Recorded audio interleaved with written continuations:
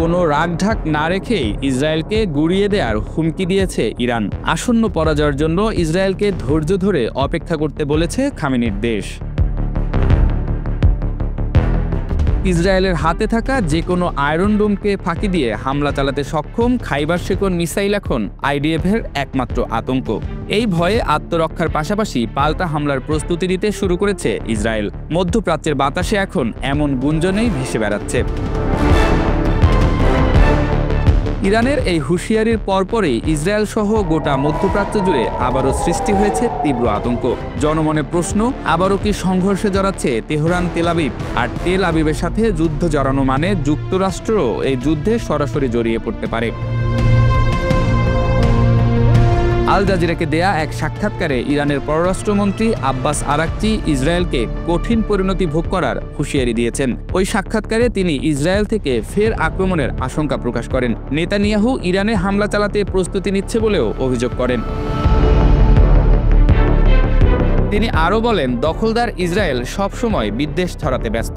আবারও তারা ইরানের তেল ও সামরিক স্থাপনা লক্ষ্য করে হামলার নীল নকশা আঁকছে। তবে তেহরান যে কোনো হামলা মোকাবেলা করতে পুরোপুরি প্রস্তুত।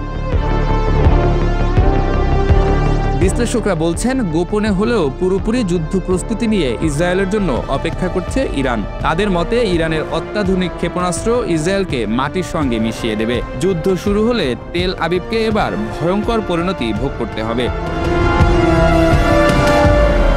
ইসরায়েলের প্রতিটি হামলার পিছনে যুক্তরাষ্ট্রের সবুজ সংকেতের বিষয়েও মন্তব্য করেন আরাকচি। জোর দাবির সাথে তিনি জানান, মার্কিন নির্দেশ ছাড়া জায়নবাদীরা কোনো সামরিক তৎপরতা চালায় না। এদিকে ইরানের পারমাণবিক কর্মসূচি ঘিরে ইসরায়েল ও যুক্তরাষ্ট্রের মাথা ব্যথা ক্রমেই বেড়ে চলছে। ইরান ফের পারমাণবিক কর্মসূচি চালু করেছে বলেও মার্কিন গোয়েন্দা সংস্থা তথ্য প্রকাশ করেছে। যে কোনোভাবে ইরানের এই কর্মসূচি বন্ধ করা যুক্তরাষ্ট্র ও ইসরায়েলের অস্তিত্বের প্রশ্ন হয়ে উঠেছে।